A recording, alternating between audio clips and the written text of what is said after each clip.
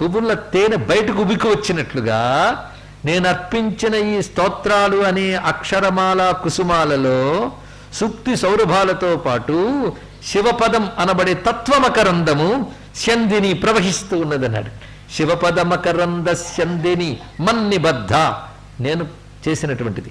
అయితే పూలమాల కదా, ఈ పూలమాల రుచి ఎవరికి తెలుస్తుంది అంటే పూల రుచి ఎవరికి తెలుస్తుంది? తుమ్మెదికి.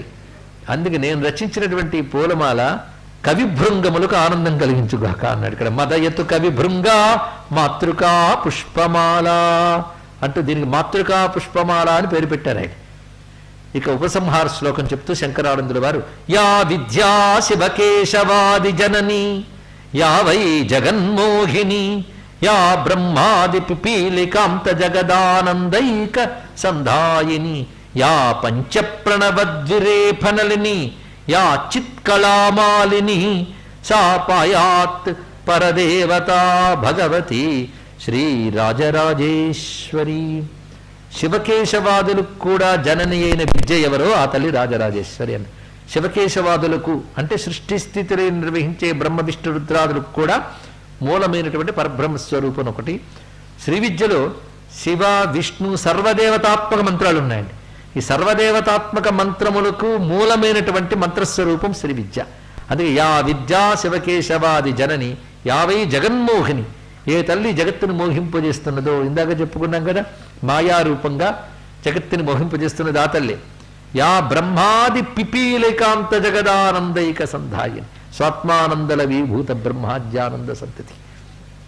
బ్రహ్మదేవుడు మొదలుకొని చీమ వరకు సర్వ జగత్తుకి ఆనందమును కలిగించేటువంటి తల్లి ఆమెయే. ప్రతివాడికి వాడికి కావలసినప్పుడు ఏదో ఒక ఆనందం కలుగుతుంది కదా, ఆనందరూపంగా వాళ్ళు వ్యక్తమవుతుంది ఆ తల్లి. అది సర్వ జగత్తు యందు సర్వజీవులకి ఆనందాన్ని కలిగించేది.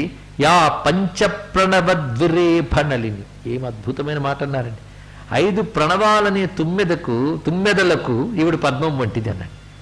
అంటే 5 ప్రణవాలు అంటే 5 తుమ్మెదలు కలిసి ఒక పద్మం చుట్టూ తిరుగుతున్నట్టుగా 5 ప్రణవాలు అమ్మనే పద్మం చుట్టూ తిరుగుతున్నాయి అన్నాడు ఇక్కడ.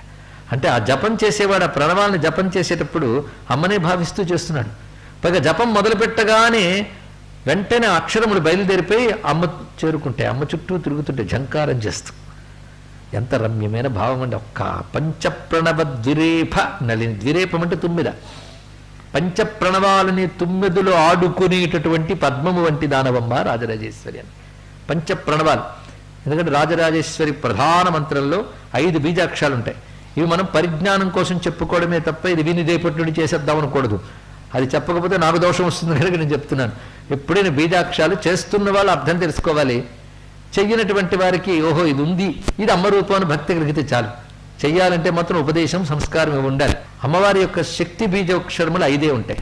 శ్రీంకారం, హ్రీంకారం, క్లీంకారం, ఐంకారం,